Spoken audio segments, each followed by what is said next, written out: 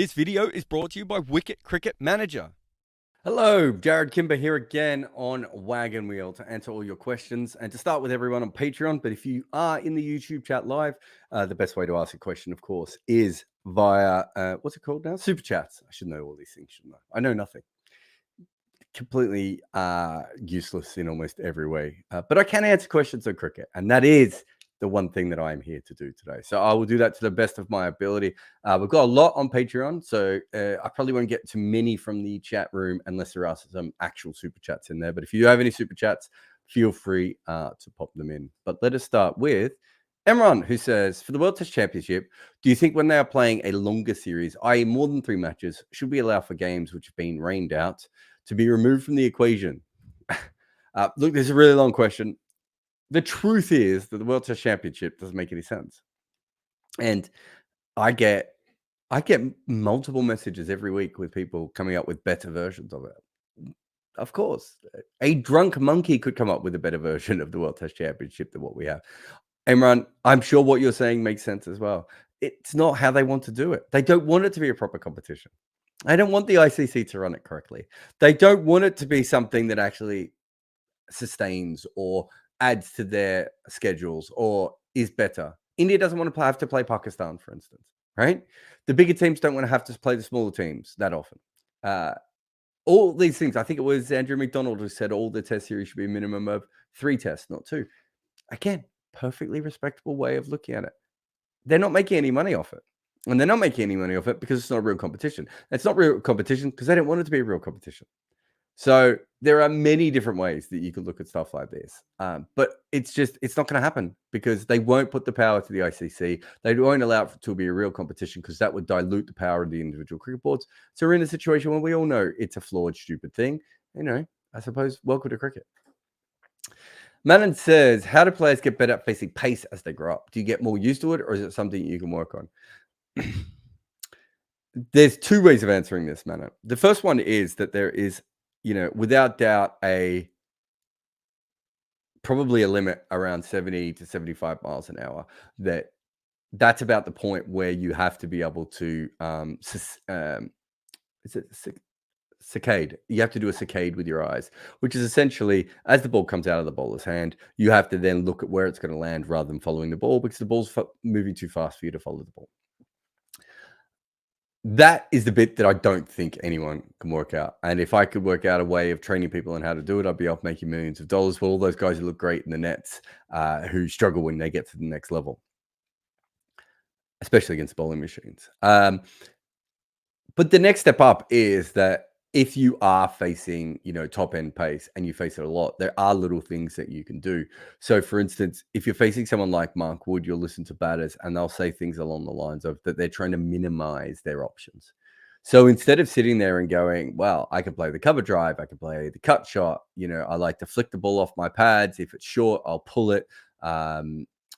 Whatever those major shots will be, everyone will have slightly different shots that they will rely on.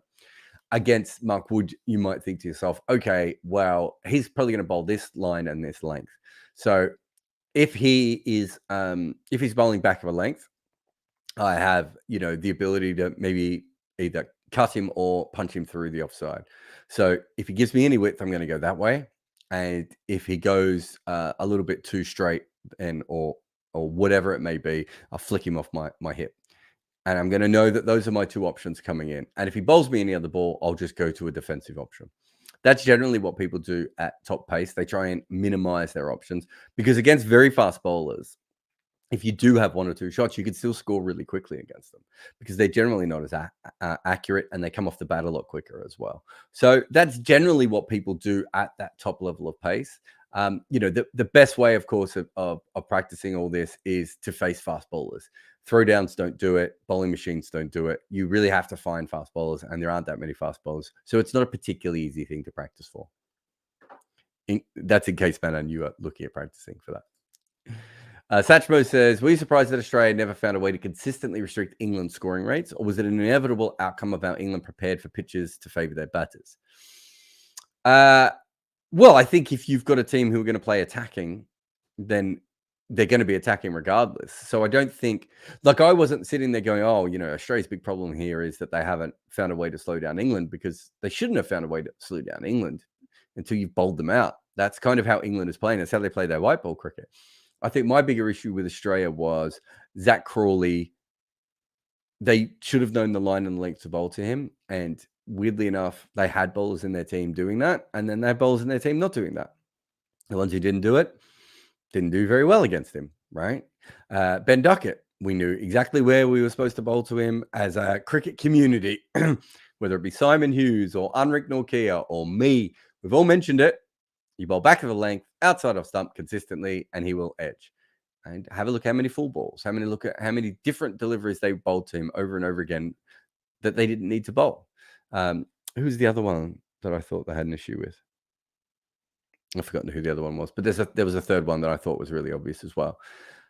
So they're going to score fast because they're trying to score fast. So the only way to get them out the only way to stop them really is to dismiss them. Yeah, the pitches were slightly flatter. These weren't. I know. I've seen some people talk about how flat these pitches were. They weren't English pitches in that the ball wasn't, moving around off the wobble seam everywhere all the time, or seaming everywhere all the time. But they certainly weren't great batting pitches, I didn't think. I wasn't sitting there going, there was probably a couple of points in a couple of the test matches where I thought this is flattened out at times, but I wasn't sitting there going, these are very, very flat batting pitches. So I think from that point of view, Australia had plenty of opportunity. I just don't think they were particularly smart. I do think that Australian cricket has a theory, or theory is the wrong way of putting it, has a mindset at times that if we're better, we'll just be better. We've got the better batters and the better bowlers. We'll just do that. Whereas I think, you see some of the other teams like, New Zealand's a famous one for this of, no, we're going to play to the opposition, not we're going to play specifically just what we're good at. We're going to be smart here. We're going to come up with alternate plans. And, you talk to New Zealand cricketers and they'll say, well, we had to do that. We weren't as good. Australia's never really been in that position consistently. I just thought England played smarter cricket than Australia many, many times in this series. Jake says, what was the general perception of the first year Major League Cricket in the US? Do organizers consider it a success? I'm sure they will, regardless. I haven't talked to them directly yet. It only finished a couple of days ago. I thought I'd let them all sleep for a few days before I start bothering them. I'll try and get Justin on, who ran the league, to talk about it specifically on the podcast. I think from watching it from my vantage point, it went ahead. So that's a success. There were people at the ground. That was a success. It didn't really get, I don't think, casual fans outside of hardcore T20 fans that excited. I don't think it was ever going to do that. It's really more about how it energizes the US base and everything else.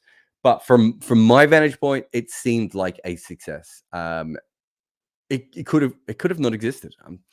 Even for all the money they got, there were definitely huge issues going on at different times, and so it could have just not existed. The fact that it ends up with, I saw the Nicholas Perrin innings get mentioned quite a bit. For me, I think that on its own is a success. We don't always see that with those tournaments. Prashant says, who according to you is the cleanest striker of the cricket ball in the history of the game? Trumper, Gilchrist, Durrani, Harmanpreet. Durrani, that's a nice pull. Who is the best ball striker in the modern game? How would you measure the same in the game? Clean strike is a weird one, isn't it? Because it's an interesting phrase. So I tried to do this thing a few years ago with T20 cricket where I said that there were the sort of muscular batters. So Andre Russell, Corey Anderson, Chris Lynn, who used their physicality to hit sixes. And even when they didn't get all of it, it still went for six. But you had a lot of sort of Martin Guptill, Yuvraj Singh type players who were brilliant timers of the ball, but weren't necessarily, big, huge, masculine strikers. They were they needed to find the middle of the bat, but when they did find the middle of the bat, I thought that was, the way that they did was absolutely incredible. So I would think of that as someone who's a clean striker of the ball, but I'm not sure if that's you're thinking of a clean striker of the ball, Prashant. So that to me is someone who I remember seeing a footage once of Ian Chappell hitting a six in at the MCG in a one-day game straight down the ground, and I watched him and I thought, oh, he probably wouldn't have hit a lot of sixes, but I bet you when he was timing the ball really well, he could probably have put a few over the fence, and it was all about the cleanness of the way that he sort of played his straight drives. For me, I think Yuvraj is the player that always reminded me of that. I always felt that when the ball hit Yuvraj's middle, it just went further than anyone else's. It had this sort of rebounding effect off his bat, almost like his bat was more, I don't know, rubbery or like a corked bat in baseball or something like that. So he's the name that instantly comes to mind. I suppose you need to put Albert Trott in this as someone who, if not cleared the Lord's Pavilion, then certainly put a ding somewhere up into the Lord's Pavilion at one stage with a very, very old bat. Although it should be noted that by that stage, bat design was much better than it often gets credit for. As the test that the MCC did a couple of years ago, the middle of those old bats are pretty much as good as the middle of those current bats. The difference was everything else. So I suppose those are the people I think of as the cleaner striker. Humberpreet's a really interesting one from the women's game. Alyssa Healy might be another one as well. And I would have thought, outside of someone like Lizelle Lee, that a lot of the women are probably more cleaner strikers of the ball just because they need that extra timing in a way that, some of the other players don't. But yeah, it's quite a subjective one, Prasant. So I'm not sure I can answer that perfectly for you. But Yuvraj, when I read that, Yuvraj was the name that instantly came to mind from that point of view. Swami Nathan says, is there a definitive proof that diving to make your ground is a better idea than running on a straight line? Did diving evolve as a strategy, confuse the umpire in the days of pre-third umpire? I think the idea that it's the same as sprinters when they're running, right? Of bending themselves over. You are getting closer to the crease by doing that. I think it was either Bob Wilmer or Cricket Australia did a very brief test once, and it showed that you could get back a little bit quicker by diving than by running. And as far as I'm aware, that's the only. Everything else would be anecdotal, but I do believe that a very, very, I don't want to say amateur test, but a very, very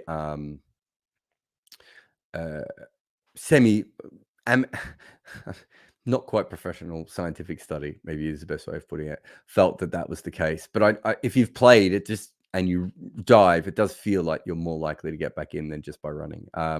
And I think maybe that's all it is. But I don't think it has anything to do with the third umpire days, because diving's very modern part of cricket, really. Diving, people aren't diving for their crease regularly up until the 90s, I want to say. I think it's probably the Australians and maybe the South Africans that kind of make that a major thing.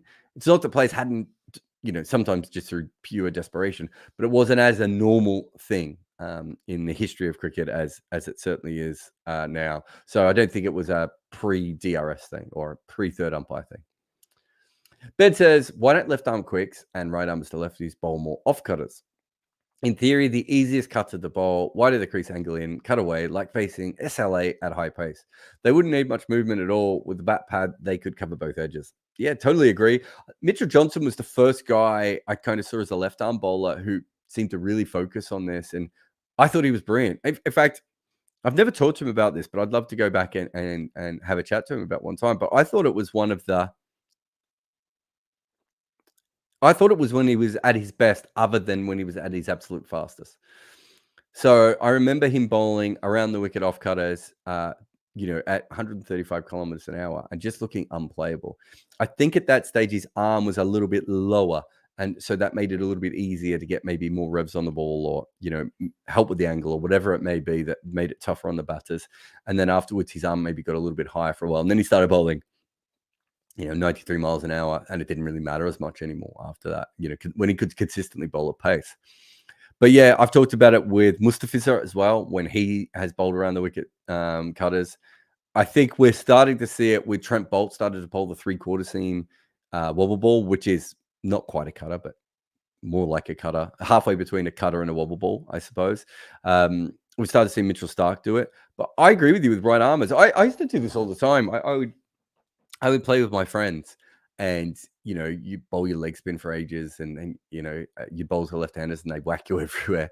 And if they could pick the wrong, and they're absolutely useless. And you just bowl medium pace around the wicket to them and just roll your fingers over the side of it. And they found it really, really tough. So for me, yeah, I'm completely on board with this. I don't really understand why it isn't something that people do more often. What I would say is that, Kemar Roach, Stuart Broad, is it Ishant Sharma was another one, I think, because they naturally took the ball away from left-handers. They have started to do it, obviously, through the air and with wobble ball. But I agree. I think the next stage of it is, especially if you can bowl 145 kilometers an hour, you should be able to bowl cutters around 130, 133 kilometers an hour around the wicket. I think it's a really good idea. I suppose that the one thing I would say is if you are, and I've never bowled them at pace, but I would assume if you're bowling them at pace, there is a certain point at which you are, this is what happened to Mustafizer, right? Your wrist, your elbow, your shoulder, whichever one is the pressure point for you, may get injured because you are still bowling, you're still rolling your arm over at maximum pace, but you're also now putting, revolutions on the ball through these other pressure points. So I don't know if that is a reason why people don't do it all day at top end pace. But based on the Bob Appleyard story, who was a bowler who obviously put a lot of revolutions on the ball for a seam bowler in his era, I would suggest that is the case. But I don't know. It's a great question, and I think they should do it more often. I also think that women who swing the ball in a long way to right-handers should bowl around the wicket. And I know some of them have practiced this, and they don't think they can do it properly. But I don't know. It feels like another angle that would be nearly unplayable. Will says, do you think that concentrating the Ashes in June and July actually worked in retrospect by keeping away from football? I don't know if I'm the right person to ask about this, Will, based on the fact that whether football's on or not, I wouldn't, I'm not sure I would even have that on my radar, right? So, okay, there was no football on. Maybe that helps. I've got no problem with the Ashes being played in June or July. I don't necessarily see why they have to be in August or into early September or anything else.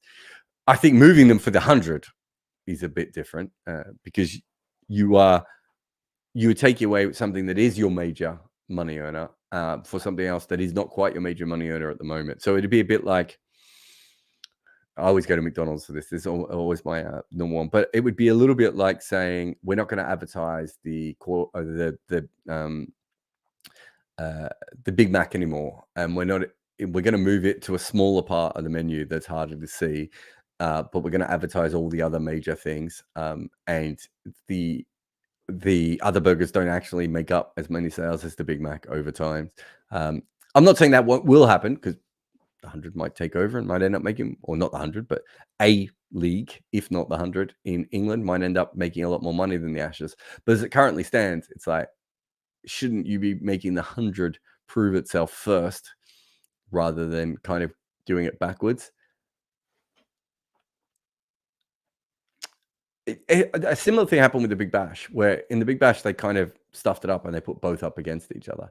I always thought if they just believed in the Big Bash, which they thoroughly did, I actually thought it would be better off to put it in a part of the year that is not as cricket dependent, so that you can own that space and actually stretch out how long you are popular for. Anyway, that's a whole different one.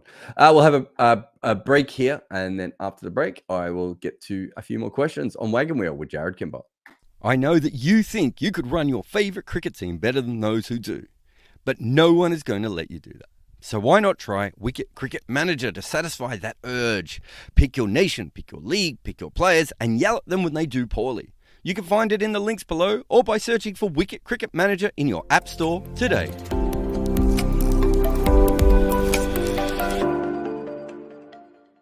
Your support is invaluable to us, so smash that subscribe button like a fast bowler back of a length. Or you could leave a comment, something along the lines of, wow, Jarrod, you're one hell of a swinger. Furthermore, help us reach more people by sharing our work on social media, supporting us on Patreon, or sending live super chats. All right, welcome back. Swami Nathan says, is this like should you play the long game of picking youngsters? Alternatively, should you pick players in their 30s like Chris Rogers and Skies to get half a decade worth of good performance? What goes into such decision-making processes? So there's no right answer for any of these things, right? I think that I think that generally people want the next big exciting thing. And if that's the case for fans, I think that's also the case for people with inside cricket and selectors and everyone else involved. But my thing would often be that you put yourself in a situation there where, let's say you pick someone at the age of 20 because you know that they're a 10-year player, but it might also take them 3 years to get to that 10-year player status. Is it worth them having 3 years of underperforming? And I don't think that question is ever asked enough. The second thing is, if they do underperform for 3 years and then you think to yourself, oh, they're not actually a 10-year player, have you also invested poorly in them? Or have you made a mistake and they're about to get a lot better and then you drop them? And so I do worry about all those sorts of things. I'd much rather see with younger players. And a lot of this, I've talked about this a lot, but in cricket, we're so obsessed with the 11. I'd love for a period of, you've got 2 years of test matches coming up. Let's say you've got 16 test matches in that time. I'd love for you to go to 20 players at that stage and say, okay, this is how we're going to work it out. We might want a couple of extra experienced players on this tour. We might want a couple of extra younger players on this tour. We've got a really good young batter here, but he's not going to play all the test matches. Even if he does well, we're going to take him in. We're going to bring him in. We're going to send him off on some other tours, get some other experience, all these sorts of things. But instead, it's like you're either in the 11 or you're not in the 11, right? And once you're dropped, you're on the verge of never being seen for a long period of time. I think that's where cricket has its biggest issues. And that's because it's never been a substitution sport. So the 11 is the most important thing, but we don't think about things correctly. So from that point of view, I think that's where the issues come in. If Chris Rogers is the best opening batter in the world and he's 29 years old or 31 years old or 33 years old, why would you not pick him? And I've never truly understood the logic behind that of, well, we might only get a couple of years. Yeah, but if you're going to get a couple of years of someone being well above replacement level, and you've got another, let's say you have an option between Renshaw and Rogers. By the time they were going to pick Rogers, they knew that he was steady as you go. They probably thought he was going to average between 40 and 45, well above what a normal opener would have averaged in that period, right? He'd been tested. They knew everything that they needed to know about it. Renshaw, they picked on a whim, right? And I still think Renshaw is a really, really talented player. But it was quite clear within 3 innings, that Renshaw had deficiencies within his game that were going to need to be fixed. So your question at that point is what you do next. And if you really believe in Renshaw, which I don't think they did at that stage, you could continue to pick him, knowing that he might average 30 to 35 over a 3 or 4 year period, and then you hope that he comes good after that. So are you willing to have a below average opener for 3 to 5 years while Renshaw gets good? If you don't have another opener out there, then I think that's fine. Like if you look at Australian cricket now, they've got Bancroft, Harris, and an older Renshaw who might be the one of the 3 openers. They might, if they had a 20-year-old coming through now, they might be like, look, none of those guys is probably going to average above 40 in test match cricket. If we bring a younger player in, he might average slightly less than them. But because we bring him in, we have the ability to develop him so that when the decade after that first 3 to 5 years, he might be one of the world's best openers. I think that's a really, really important thing. The question I have is this idea that because you pick someone as your opener, they're your opener in all places and everywhere is where cricket gets it wrong, right? It isn't whether we pick young players or old players. Those problems happen in all sports. Where we specifically get it wrong is we pick an opener and we say, well, you're going to be able to open in India and Pakistan and Sri Lanka and Bangladesh, and you're going to be able to open in New Zealand and the West Indies and South Africa and Australia and England. What? Those are completely different jobs, right? So the best thing is if you find a younger player to go, okay, so what do they do good now? Okay, so this guy is brilliant at the lateral moving ball on, when it's swinging and seaming. So let's take him to New Zealand, South Africa, England, and let's see how he goes there. How's he going to face? He's not particularly good against spin yet, and we're really worried about him specifically against the hard skiddy ball when it spins. All right, let's not take him there straight away.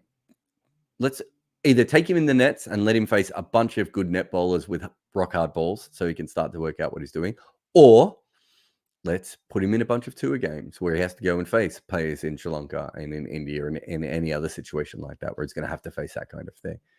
That is how you should develop young players, right? And what you should use the older players for is filling in all those gaps. And so I would say that far too often in Test match cricket, you don't have your best 11 playing, because you won't pick an older player because he's 32 and you're not sure about him. And you'll pick a player that you know is not ready yet because he played in another venue against another team and did well. You've got to be smarter than that. And I do think there's a way that can be done. Will says, have you found covering the Ashes as a commentator freelancer rather than for a mainstream site? Or how have you found, rather than a mainstream site like Cricinfo? Look, the biggest difference is that I just did that big piece on Stuart Broad, and I think it's a really good piece and I'm really proud of it. When you write it for yourself as a freelancer, it gets a few hits, but it's very rare do you go viral. Very rare do, celebrities who follow Cricinfo tweet about it. Do players who, dislike it or like it tweet about it. The only people who follow it are your direct audience. So when I was writing for Cricinfo, I felt like I was writing, when you were doing stuff, you're doing it for a really wide cricket loving audience. And when you're writing for my kind of network, so people like you and, the YouTube and the emailer and the podcasts, all the different things that we do in my network, I kind of feel like I'm doing it for people who like our stuff. That doesn't mean that we won't continue to grow, but it doesn't have that moment. So I remember, writing a piece at the end of it, when you wrote a piece for Cricinfo that you knew was a really good piece, you had this like adrenaline of going back to your Twitter, an hour after it was published and seeing the energy from your piece get matched by people on Twitter or Facebook or wherever they were sharing it. And that doesn't happen when it's on your own thing. So it's a very different, I'm running for a very, very small audience compared to a website that has 40 million users. So from that point of view, it's very different. Commentating, it's interesting because I've been commentating for SEN and SENZ in Australia and New Zealand. The majority of people who are probably following the cricket late at night are either, a small handful will be listening on the radio because they're working at night, or they listen to the radio as they try and fall asleep. And the rest of the people, if they're up, are probably just going to be watching it on TV. So it's a really small audience that you are playing to. Whereas when you're commentating a series during the daytime, people are commuting all the time, or they're working in their office. They can't have the cricket screen up, right? So they have to listen to the radio.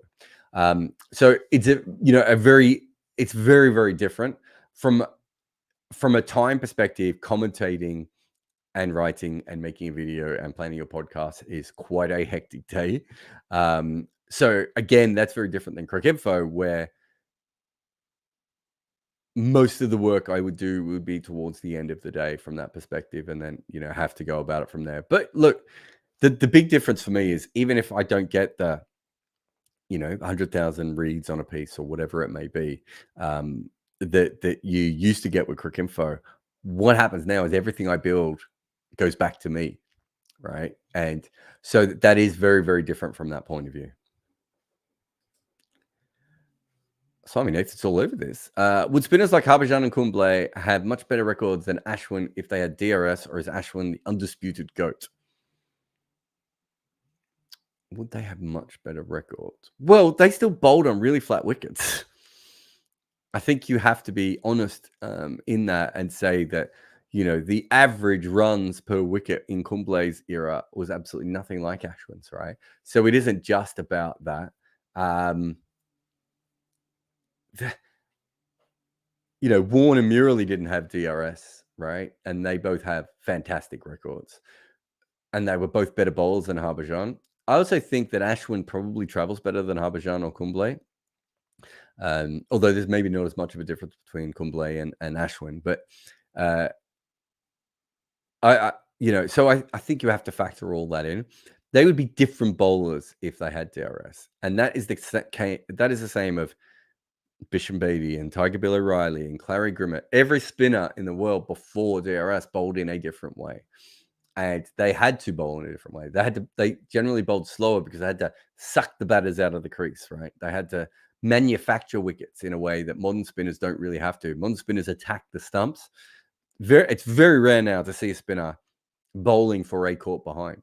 Doesn't mean that they won't have, one or two slips in place and everything else. But even when they're doing that, they're not bowling outside off stump and spinning it away unless there's foot marks. They're generally bowling at the stumps at all times, because even if they are hopeful to get a caught behind or a caught slip, anything that doesn't spin, or their slider or whatever it may be, any variation they have, needs to go on to be able to hit the stumps. So you have to keep the stumps in play an awful lot more.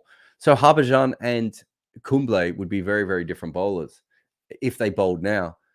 Harbhajan bowled wide of the crease for an off spinner, and that probably played against him in the pre-DRS era, whereas now we know a lot more about, LBWs. I think he would have got more.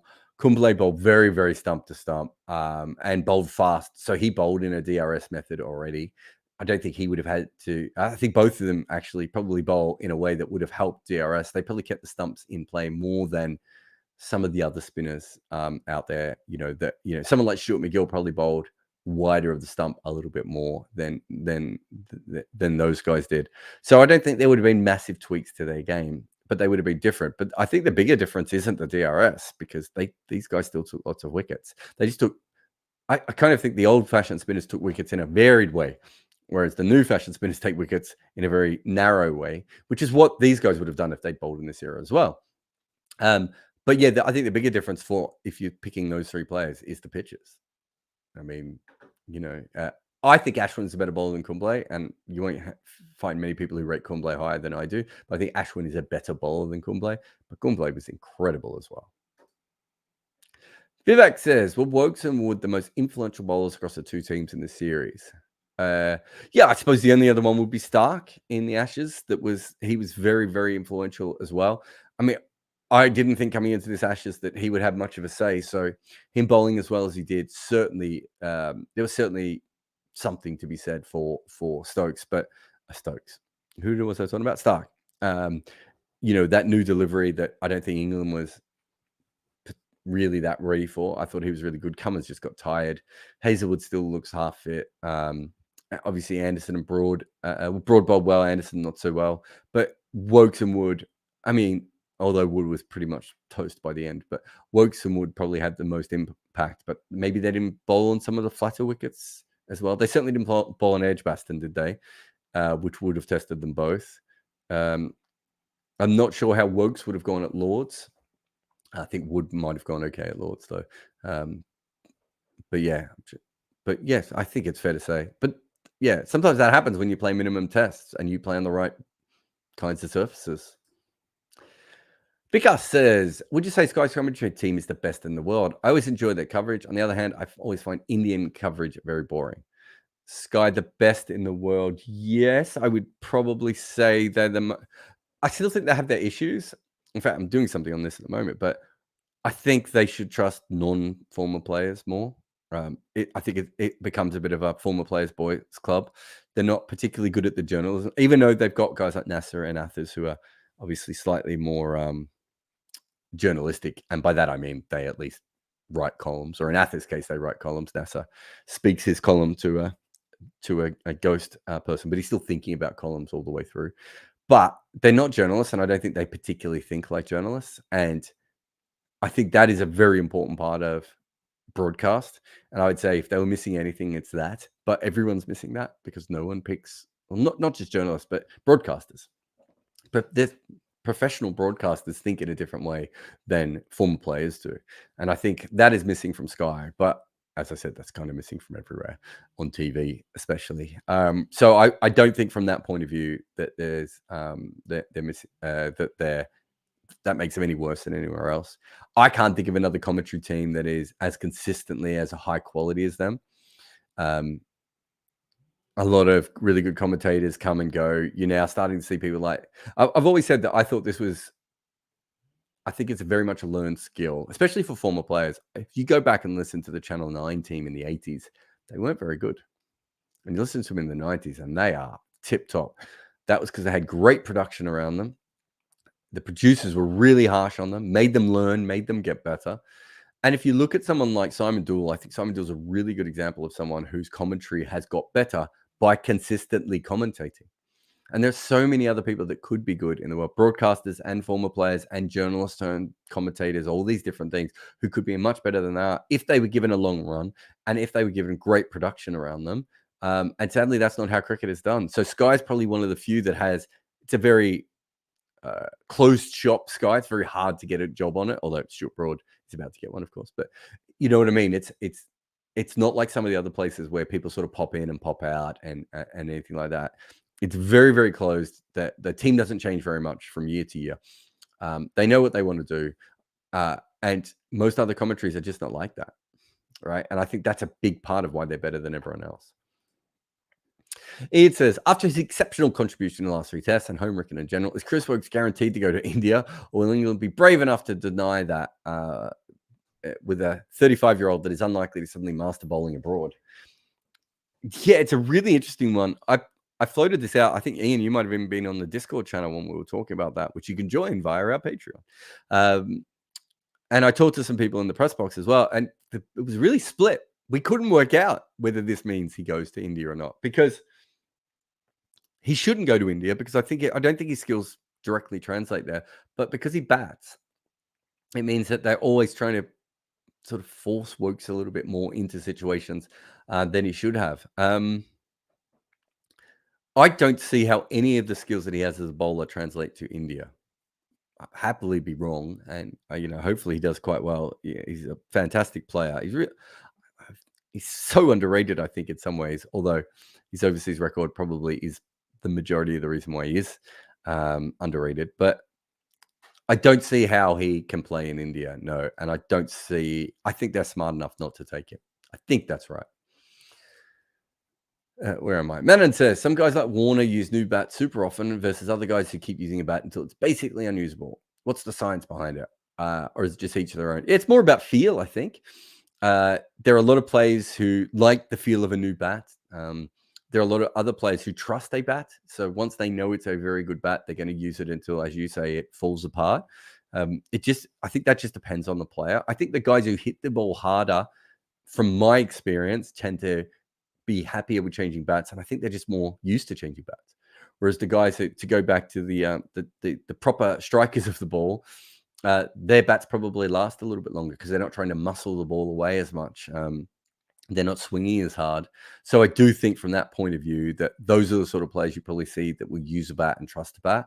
Whereas hitters break bats so often that they're not as sentimental or as maybe sentimental is the wrong word, but they don't believe in the magic voodoo of a bat, because every time they get a good bat, it breaks after 3 innings anyway, or breaks after a couple of good net sessions. So I do think from that point of view, but a lot of it is just to do with feel, right? Like if you find a bat that feels really good in your hands, you get a bat maker to make the exact same kind of bat, but that's not how wood works, right? And so there's not much you can do. It just does feel differently to you. So I think there are some players who feel that way. To go back to Chris Rogers' arm guard as a perfect example of maybe a bit of kit that he could have replaced. Emran says, for the World... Oh, we've already done that one. Don't know why that was in there twice. Vivek's... Oh my God, we got a bunch. Sorry, everyone. Avi says, how significant is the inclusion of Pakistan players in the MLC? It's interesting. I would say this, that in America, and I don't just mean America, I probably mean England as well, maybe Australia as well, maybe the Western countries. The amount of times that I've gone to World Cup games between India and Pakistan, and there are Indian and Pakistanis there enjoying the games together, it's very different outside of India and Pakistan, that rivalry. And, in many of these places, they eat at the same kind of restaurants, right? They might pray in the same kinds of places. They might study the same kinds of courses or study at the same universities where you're an immigrant from Pakistan and you're an immigrant from India. You might get together. It's very different. So I'm not overly surprised. And I remember when we had 99.94 and we had a lot of business meetings, the business meetings with the Indian people, so Indian business people who still lived in India and the people who were Indian business people who might live in Europe or America were very, very different from the fact that, we were talking about, how it would work with India and Pakistan and, what would happen if we got Pakistan investment into the company and all this, and in the American situation, the European situation, they were like, we don't care. If you can get it more investment, then we would be happy with that. Whereas in India, they were like, we can't have anything to do with any sort of Pakistani thing, to the point at which they never quite said, we shouldn't do a 99.94 podcast channel for Pakistan, but that they wouldn't have wanted particularly linked with the Indian. They, probably wouldn't have wanted a crossover episode after a World Cup as well. We probably would have done it anyway. But there were some investors who thought towards that, so to say. And they never said it from their point of view. They were always like, this is how other people would feel. And maybe they're right. But it was a little bit different. Whereas in America, that is not the case. And so I'm not overly surprised. There are certainly some team owners. And remember, there are probably some teams that are not going to have Pakistani players and some teams that will. I always said to the people that I worked for in these sorts of situations, it's very, very simple. If there are 8 team owners and 4 of them are not buying Pakistani players and 4 are, then you should be able to get the Pakistani players cheaper and more quality available to you by embracing that. So it's up to you and your own personal politics what you want to do. But I certainly worked for, a team that owns an IPL franchise at one stage who said to me, no Pakistani players at all. And I've, been involved with other teams who've said, look, we're open to Pakistani players, depending on the situation. So it's not massively surprising to me that in an American cricket league, you would have them. It would actually, from a political side of things, make it really, really awkward in America if one nation was, excluded, right? Like from a diversity point of view, from a coverage point of view, from Major League Cricket, it actually would get a little bit icky. In cricket, we've just kind of thrown our arms up. We all know it's stupid, but we've kind of given up talking about it because it's been going on for so long now. That's not quite the case in other places. Aditya says, who would be a batting equivalent abroad? Great overall numbers, unbelievable peaks, but lacking behind on important metrics. That is a very good question. My first thought is Mahela Jayawardene. And I just want to look up his numbers to see. So Mahela, what's his overall test batting average? So the average is 49.84. I don't think you can argue he's a top 50 batter of all time. I haven't actually made my list yet, so I'm kind of doing the maths in my head on this. Let's have a look. So he averages 35 in the UK. He averages 30 across Australia and New Zealand. He averages 42 in the West Indies and 35 in Africa. I'm assuming that's against Zimbabwe, and yeah, that's against both of them. So in South Africa, he averages 27. And then in Asia, he averaged 56 with 9,399 runs. So he never made, let's have a look here. He made 11,814 runs. And of those, he made 9,399 in one place. I don't think Stuart Broad is quite the same in terms of, I think Stuart Broad's got very good figures in the UAE, for instance, right? I think it's just the UAE. I think he struggled in Sri Lanka, India, I think so. And I don't know if he bowled much in Bangladesh. I'd have to go back and check that one. So he didn't travel particularly well. And so Mahela, he's got over 10,000 runs. And I don't, again, Mahela was absolutely one of the best players of spin bowling you will ever see. And Stuart Broad could change a test match in a way that just so few players ever have before. But you do actually need to start to, it does, I think it distances them from the other players with those sorts of counting stats when you start to break down where they were successful, or in Broad's case, the overall average of 27, how long it took him to get successful, whichever that may be, right? So on pure counting stats alone, Mahela's what, in the top 10 or 15 run scorers of all time? I mean, to score 9,399 runs in Asia is just mind-blowing on its own. Also, absolutely incredible how little the Sri Lankans did actually play outside of Asia. But that's a different conversation. And it comes back to Kumar's stats as well. But from that point, I think if you start to break down Mahela piece by piece, as I said, him, let's have a look. Averaging, was it 33 in Australia over, no, actually, I'll start that again. 31 in Australia over 7 tests, 35 in England over 12 tests, 27 in New Zealand over 7 tests, 27 in South Africa over 8 tests. West Indies is, we only played 4 tests, but he averages 42 there. Look, I think Mahela was a fantastic player, and I actually think Stuart Broad was a fantastic player. But there's a difference between those sort of unimpeachable records where, might get someone like Ricky Ponting who didn't make runs in India, right? And, you might get another player who's got like, one particular weird weakness, like Steve Smith in the 4th innings, right? Those sorts of very, very obvious things. But when you actually start to break down their records, it is very different. And I didn't do this for Stuart Broad because I didn't think it was fair. But if you look at Glenn McGrath, I just want to show you the difference between universal greatness and can't find it.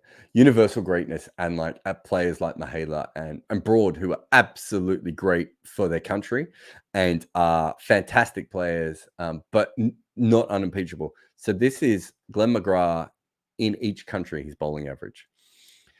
So in Australia, he averaged 22.4. In England, he averaged 19.3. In India, he averaged 21.3. In New Zealand, he averaged 18. In Pakistan, he averaged 31.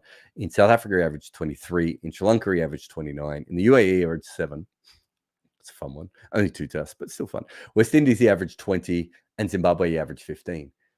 That's not slating Mahela and Stuart Broad, but that is a player who is just obviously absolutely great. And, you just there has to be different levels of this, right? And I don't think it's being unfair to try and what I wanted to do with Broad specifically is just try and work out where he does fit in, because I think 604 wickets on its own is a form of greatness. But if you do it with an average of 27.68 or whatever his average was, you have to then, you have to start to ask bigger questions about everything else around him. And it's the same with Mahela, right? A batting average of 49 with over 10,000 runs is absolutely great. But that doesn't mean that when you break down every part of these guys' games, it goes to the same level. And that's kind of what we want to do in our work, right? That piece was mine, but it could have been to do with Cheyenne or, anyone else who was helping us with one of those projects. We're trying to work out, the best players of all time and where they all fit in. And it's so confusing and so much fun with cricket because of the variables with pitches and everything else. But yeah, I think Mahela, when I read this question, Aditya, Mahela was the one. The only other one I thought was VVS. But the thing is that VVS doesn't end up at the top of the run scorers. I think VVS is 8,800, I want to say, ish. And it's a little bit lower again. So I don't think he's on that Broad level. Whereas I think Mahela being over 11,000 runs is probably closer to that Broad level. Although I think Stuart Broad's 604 wickets is harder than Mahela's 11,000 runs. Although they played a lot of short series, the Sri Lankans, didn't they? Anyway. Nirad says, after the Island series, Dimith Karunaratne said he wanted to hand over the test captaincy to DDS. Of course he does, because Dhananjay De Silva is a fucking god. SLC rejected this and is now forcing him to lead the test side. Does this happen in modern cricket? Yes. I mean, there's one case of it. No, it happens a bit. I always find captaincy really interesting because you don't traditionally get paid a lot more money to be captain. Some places you do, but you don't always. And I remember being around Kyron Pollard when he was a captain at Solution, just thinking to myself, he's not getting paid enough for this.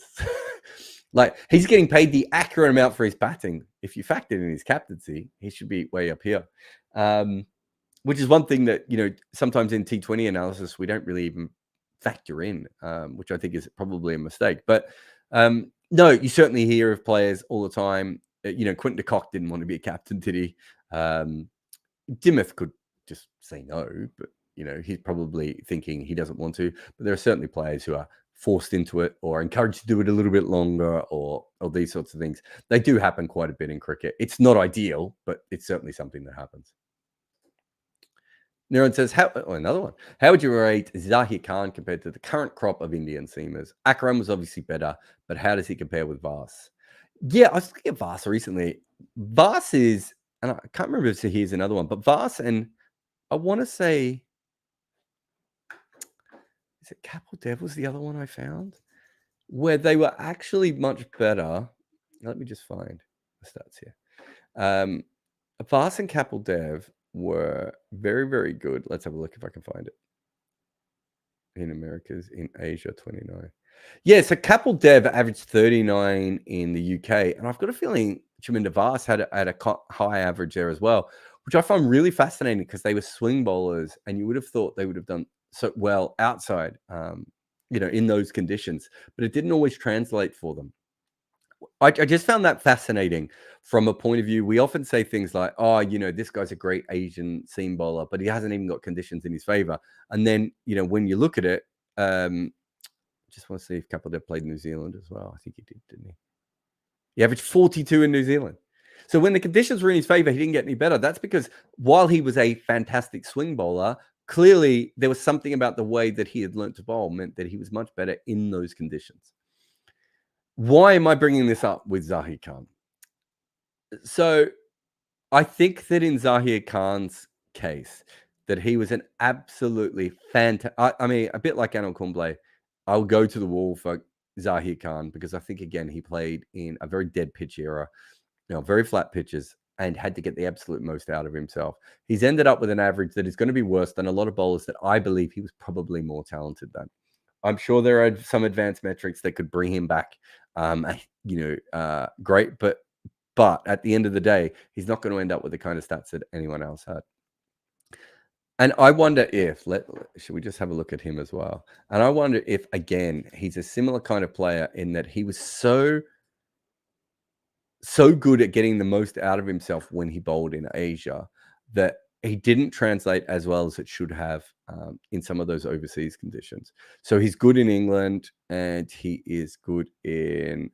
he's decent in England and decent in New Zealand. So he's not quite got that same issue that some of those other players do. So his record is what I would expect, actually. It's a guy who, in Australia averaged 35, a little bit higher than what you want in Australia, although he was a skiddier bowler, so probably not his ideal conditions. The same in South Africa. But when the ball was actually swinging in England and New Zealand, he had that. But, inside of India, he's averaging 36. Whereas if you look at Chaminda Vas and Kapil Dev, they both average under 30 in those conditions. Now, how much of that was the pitches that he played on at the time? I think that's very fair to say. I thought he was one of the smarter bowlers I've seen. I love the way he went about it. I think if he bowls 6 years later in his career, in the wobble ball era, he would have absolutely towered people up. But he's not... I don't think you can compare him to Vas just because Vas had an incredible career with no backup at all outside of Murali for a long period of his career. Obviously Akram is next level. So I don't think he's quite on that Vas level just because I do think that Vas worked out how to bowl in the unfriendliest conditions in a way that he didn't. I just want to have a look at Vas's record just quickly here. Although I spelt it incorrectly. But yeah, I just want to have a look at the overall. And this is just back of a napkin type stuff, everyone. So if you come at me later and go, well, actually, he did it. But so Vas had 180 wickets in Sri Lanka, an average of 26. And didn't 11 wickets in 5 matches in India, although I suppose Murali probably took the majority of them. But didn't take any wickets in England. Did do quite well in Sri Lanka, though, Vas. So which complicates everything a little bit further there. But yeah, it's... I think all things considered, Vas probably has the better record. I still think that Zaheer Khan was a better all-round bowler and that I would have wanted him in all conditions. But perhaps on a very flat pitch, there was something, a very flat Asian pitch. There's just something that Chaminda Vas could do consistently that Zaheer Khan didn't. But I think on pure talent, I still think Zaheer Khan was the better bowler. But I think if you're looking at their overall records, you probably have to go with Chaminda Vas. I just want to have a look at something just to go back to the Mahela conversation. So Chaminda Vas in Asia took 236 wickets. And that means he took over 100 outside of Asia. So huge difference, the percentage of wickets he took inside Asia and outside of Asia compared to Mahala's runs, which is really, really interesting as they played over a similar period. Anyway, that's everyone on the Patreon. Remember, go over and support us on Patreon. It's the best way to ask questions on this podcast. I'm going to take a break here. And then after the break, we will come back and we will do, what will we do? I will do the questions from the room. You're listening to Wagon Wheel. I am Jarrod Kimber. Googlies, quarter seamer, carom, dukes, back of the hand, red, leg cutters, teesra, pink, knuckle, white, slider, seed, heavy, bounces, cherry, length, pill, off cutters, old, crimson traveller, kookaburra, hard, outswing, second new, off spin, arm, SG, split finger, shiny, leg spin, soft, new, Yorkers, flippers, wrong-uns, long hops, reverse swing, half volley, and third new. These are just some of the names we use for balls in cricket. Well, Manscaped wants you to be as proud of your balls as you are of the ones delivered by your favourite cricketer. Manscaped just launched their 4th generation trimmer, the Lawnmower 4.0. Join over 2 million men worldwide who trust Manscaped with this exclusive offer, 20% off and free worldwide shipping. Insert the code REDINKA at manscaped.com. I've actually used this, not just something that I'm hawking for fun, and I got to admit, I thought it was a bit silly, and then I went down there, and it was exceptional. I honestly feel I could bowl outswing with one nut and inswing with the other. So get 20% off and free worldwide shipping with the code REDINKA at manscaped.com. Manscaped, for the man who cares about his balls as much as the ones out in the middle. All right, welcome back. Let's get into some super chats. Oh, it helps if I actually click on one of them, doesn't it? Shrikant has sent one in. Do you think Steve Smith is underappreciated in Australia? Many pundits, Chappelli and Warren, stopped short of declaring him the best since Bradman. Yeah, well, they didn't play in his era. I mean, there is a huge part of Australian cricket that is very sort of era dependent. And like, you know, so when I started Cricket with Balls, my blog, one of the lines on the blog was cricket blogs were better in my day. And it was by Neil Harvey, which apparently someone got a t-shirt printed up and got him to sign it once and then had to explain what a cricket blog was to him. So I do think from that perspective that, you know, there's always been that element. I don't think that's that different for anyone, really. I don't think he's underappreciated overall. I think the sandpaper thing certainly plays a part in it. And he comes after so many good cricketers. So I think that in some ways you've probably seen the same with Virat Kohli, and you haven't seen it with Kane Williamson and Joe Root, right? Whereas Kane Williamson and Joe, I would say Kane Williamson is probably, you know, we talked about Mahala before. Kane Williamson has a very interesting record when you start to dig very deep into it, right? You scratch at the surface and you're like, wait a minute, is he not as good as I thought he was? But in New Zealand, he has incredible plaudits because who was the best batter before him? It's a long way back to Martin Crowe, right? And so you do have a period where you then get appreciated, even overappreciated at that point because there haven't been many other players. Joe Root, very similar. You know, their best players had been imports, right? You know, Jonathan Trott and KP, only really Alistair Cook is the one, and Alistair Cook's fantastic, but probably not quite at that Joe Root level. Although I think I could make a pretty good case for it, but I don't think he was as exciting or as dramatic, you know, in the way that Cook was because of the way that Cook played. So again, Root gets a lot of attention. Smith comes on the back of, like, when Smith enters that side, Ponting is there, right? You know, they had Hayden. They even had guys like Damien Martin and Gilchrist and, you know, all these guys with phenomenal records. You know, they had the Mike Hussey thing, had the Adam Voges thing. I don't think it's quite the same. And I think it's the same with Virat, you know, with Sachin and everyone else that was before him. So I think it's very similar from that perspective. And all those things matter. I've said this before, like Herbert Sutcliffe basically gets wedged between Jack Hobbs, Bradman, and Hammond. But Herbert Sutcliffe was incredible, right? Maybe he didn't play as long as, you know, some of the other guys did for, you know, obviously the World War and everything else. Maybe he didn't build his legacy as much. but he was seen as like Hobbs's batting partner, right? And all those sorts of things. Whereas he was absolutely fantastic. These things happen to players. And I think that if Smith has another 2 or 3 years of batting at plus 55 average, which I'm not sure he can. I mean, hopefully for him he can, but I'm not sure that is the case. That if that is, then what you would say then at that point is, I think it's mute, right? Moot. It's moot. It's mute. It's moot. Now I'm just saying the same word over and over again. It's not mute because you can hear me, but I think at that point, the arguments become moot, because what you have is a situation where there's so much runs that outweighs anything else. But I remember when Warren was playing, and for a long period, that people would still go, players from previous eras would still go on about Tiger Bill O'Reilly. In fact, I told this story, I think it was on Footmarks the other day, that when Bradman was playing, people were still talking about Trumper. That's kind of how sport is. Where are we? Sega says, an average of 40 is considered good. If Marnus averages 70 at home and 36 traveling, why is that considered bad? If he reaches 40, that's still very good. Okay, so Sega, thank you for your super chat. But the overall issue here is not that he's not considered good. It's that at one stage he had one of the highest batting averages in the history of the game, and people were talking about him as a great. So what you get is then the overreaction from everyone else. But the truth is that a player who averages 70 at home is incredibly important, and you should always pick them.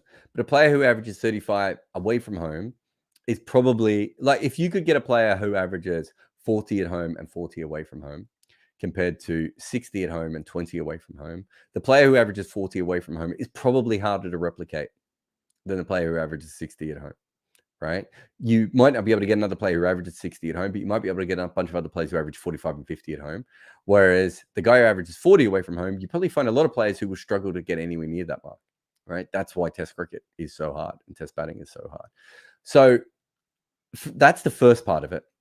The second part of it is that when we are looking to go back to the Mahela conversation, the Stuart Broad conversation, those sorts of conversations about players, and Vast and many different players we've brought up here today, when you're talking about that next level, you are looking for not chinks in their armor, but things that separate them from other players who are incredible, right? You are getting to a point where you are, if you're having to judge Marnus compared to Babar Azam, right? You do have to start looking at what they do home versus away with each other.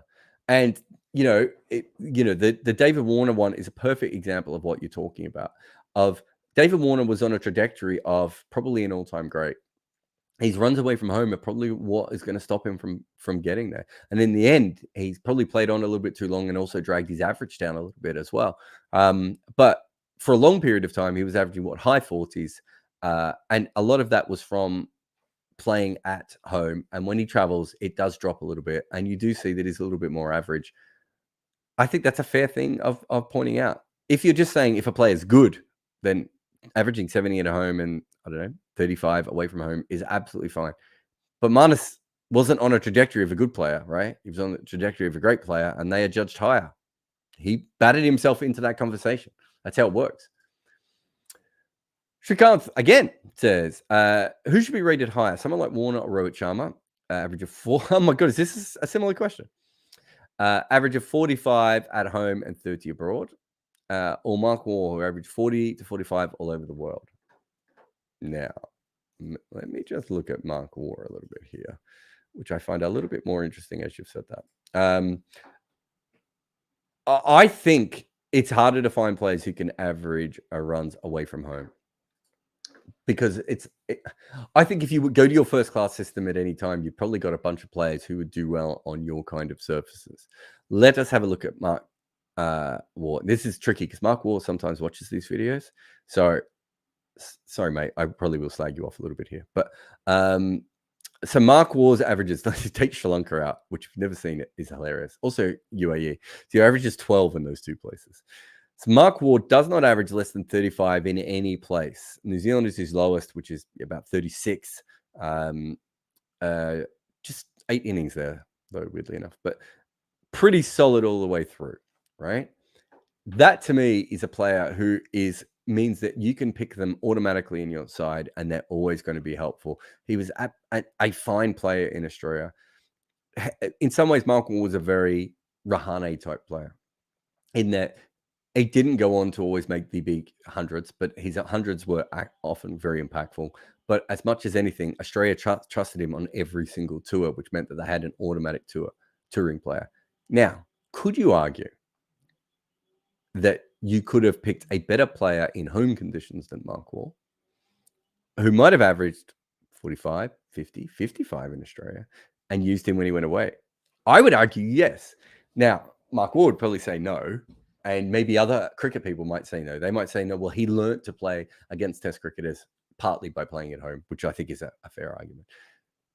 But from that, I think there's an even better way of using him. But your general question is that, and I don't know Rohit's numbers off the top of my head. I know Warner's because I looked them up recently, and obviously I've just looked at War's now. But I would have thought that, you know, from that situation, that is a much better player who is of much more use to you than a player who can't do those things. Because with Mark Wall, you know that when you're going to Asia, you have a good batter. You know, when you're going to England, you have a good batter. You know, when you go to South Africa, you've got a good batter, right? You know that if you go to India for a test series and they have a green top, Mark Wall is still going to be handy for you, even if you didn't expect it to be a green top. You know, if you go to South Africa and it's a green top for 3 days and then it crumbles at the end, you still got Mark Wall.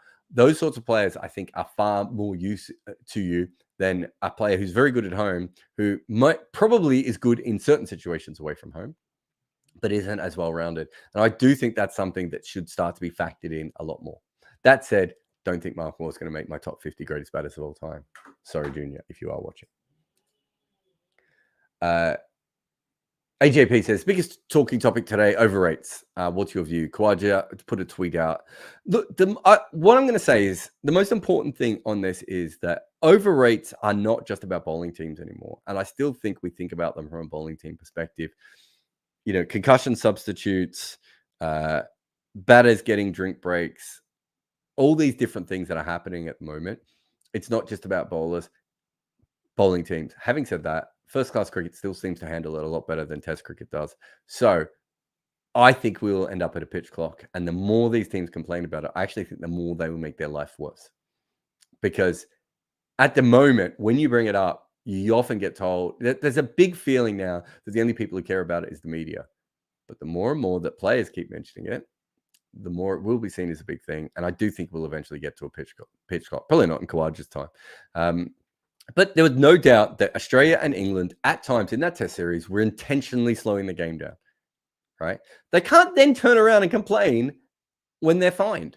They were intentionally slowing the game down. I think England bowled 9 overs in one session. Pat Cummins took his shoe off in another session, right? And when, you know, was it Ben Stokes would say things like to the umpire, does the crowd not look entertained? Wait a minute. If you're bowling 80-mile-an-hour bounces with all the fielders out on the boundary and it's taking you 8 minutes to bowl an over, no, they're not entertained at the moment, mate. They are actually, you are ripping the punters who have paid off, right? So it is bullshit. It's different if you're scoring at 8 runs and over or you're bowling Yorkers and it's, you know, it is very different in those situations. I understand Stokes' logic, but this isn't just a bowling team issue anymore. And I think finding the bowling teams when the batters are pissing about all over and over again is a bit ridiculous at this point. We need to find better ways of doing things. Max says, Australian selectors are bad. They dropped Head because he's bad in India, but picked Warner in England and don't drop Finch. I'm not sure about the Finch one. I'll leave that. They didn't drop Head in India because he's a left-hander and he was going to have to go up against Ashwin, and he'd been bad in India before. By that point, Warner was their opener all the way through. So Head was just coming back into the side. They weren't 100% sure on him. They didn't know if he'd be successful there. I have no problem with the Head one. Warner one's slightly different because you could make a fair argument based on what you've said that Warner shouldn't be the automatic opener. But I think with Head, they thought they had more middle overs options available to them. Whereas Warner, I still don't think they're completely set on whoever's going to be Warner's replacement. So I do think that is a very different way of looking at it. But your general point makes sense. Like, don't go horses for courses 1 minute and then don't go them another one. But that's how these things work, right? Like if you think you have better people to back head up than you do Warner, you're going to make those decisions. It also says, do you think at some point we'll see teams build batting orders based on height? I feel like Crawley and Duckett's success is partly due to their difference in height. Yeah, but they're also left hand, right hand, and also one, drives and one stays in his crease. So I think it's not just height. I think it's the combination of all those different factors. I don't think test teams will ever do this. I think in T20 cricket, these are the sorts of things we should start to think about, though. Can we put two openers together who one is very good against pace and one is very good against spin, and one is very tall and one is very short. One stays in his crease, one comes down the wicket. One plays outside off stump, one plays off his stumps, whatever that may be. Because I think the more differences you can put in, the harder it is for the bowling unit. Keshav says, who surprised you more, Crawley or Stark? Or Marsh? Probably. This is the problem of being an analyst, because I'm going to say Stark, and it's not the right answer. But it's Stark because I didn't think he would ever master the wobble ball, and it's Stark because he made himself relevant in a series that he hasn't been relevant in before. Crawley should be the obvious answer, but I don't think Australia bowled particularly well to him, and I think when they did bowl well to him, he didn't look very good. And Marsh, I almost put in the same area as Crawley. When they bowled full in at the stumps, I didn't think Marsh looked particularly good. When they bowled short and outside the off stump, I thought Marsh looked really good. If you bowl in the areas he doesn't like it, he doesn't look as good. I think you should probably do that more often. So I think that answers your question. What else do we have here? Jason Lanky says, do you think defensive fields would work against baseball? Well, we've seen them. I think you have to be smart with you. I actually like the fielders out for Crawley and Duckett early on in their innings, but then they changed the way they batted and Australia had to go back with them. But we've seen 7 and 8 fielders on the boundary for them at times. They're prepared for that. They've been thinking about that, and I think they've handled it fairly well all the way through. Rebel Wisdom has sent 2 super chats, and I think they want me to answer this question. I think this is right. How do you think England will do in Australia in 2 years and Australia in England next time? Some are saying that this was the last chance to win in England for some time. No, I don't. Well, Cummins is 30, Hazelwood's 32, and Stark is 34. So Stark probably isn't going to be bowling for Australia at 34. So you would want someone like Jai Richardson to take over that mantle and become a frontline bowler. I'm not as worried about the bowling, but I think that's fair.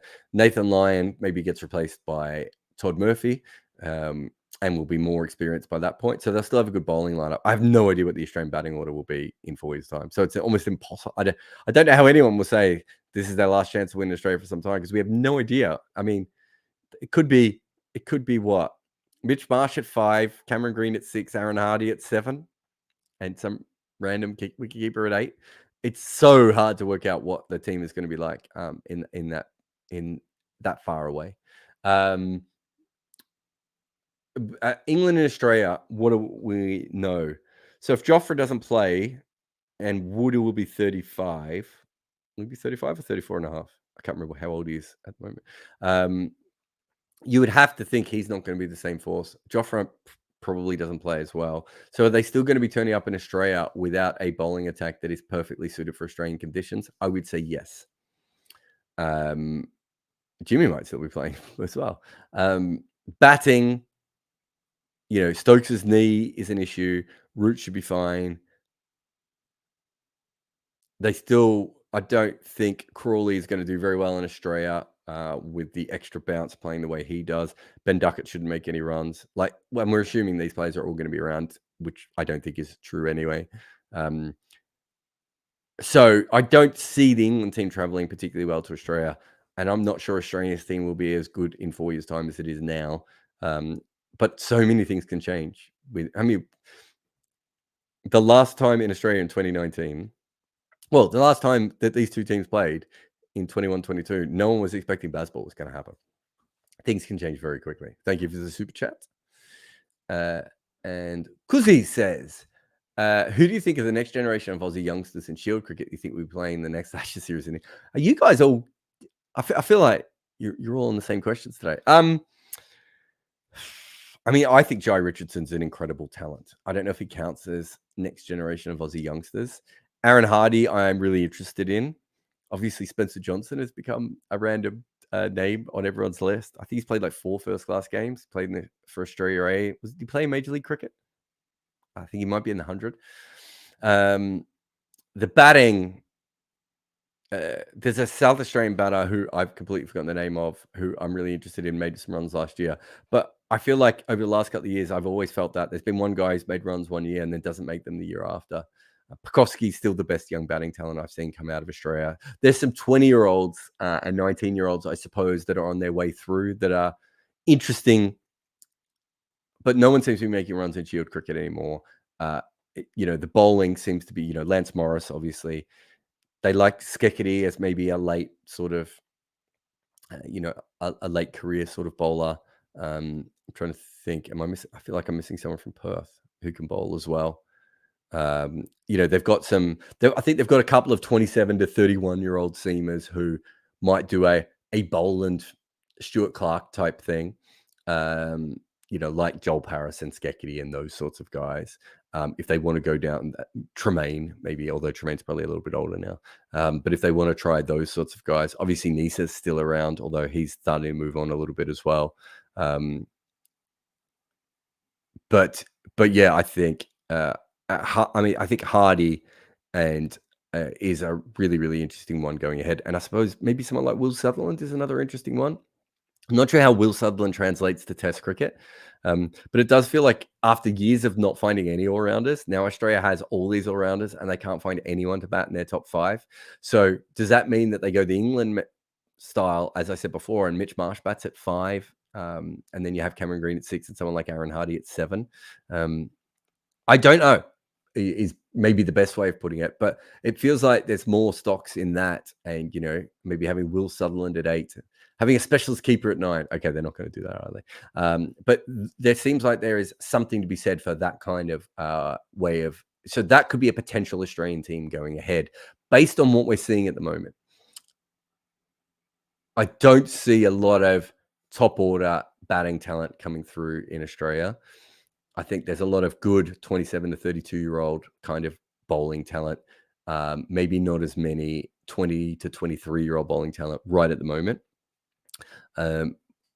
Obviously, Todd Murphy is very, very talented, and they'll use Kuhneman when they travel in Asia and places like that. So there is some young talent coming through, but the sort of Sangadoran era of batting just never happened, right? You've got the young kid from Victoria who has a strike rate of 12.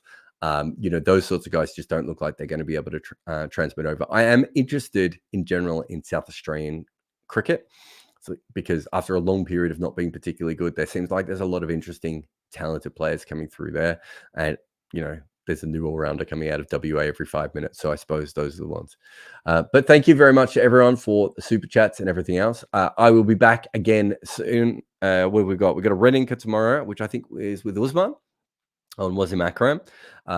And we have, a bunch of other shows coming up. We'll probably do a footmarks on Stuart Broad's career very soon, but I'm doing some other stuff on the ICAC report, and baseball and cricket's relationship. I probably should have done that while Major League was on, but the Ashes got a little bit in my head. But thank you very much for everyone for supporting. Remember, if you want to support us, make sure that we keep making great content. Patreon is the best place of doing it, but super chats also a huge help. So thank you to everyone for those, and I'll see you again next time. I just can't find the ads when I need them, can I? You would have thought it was very simple.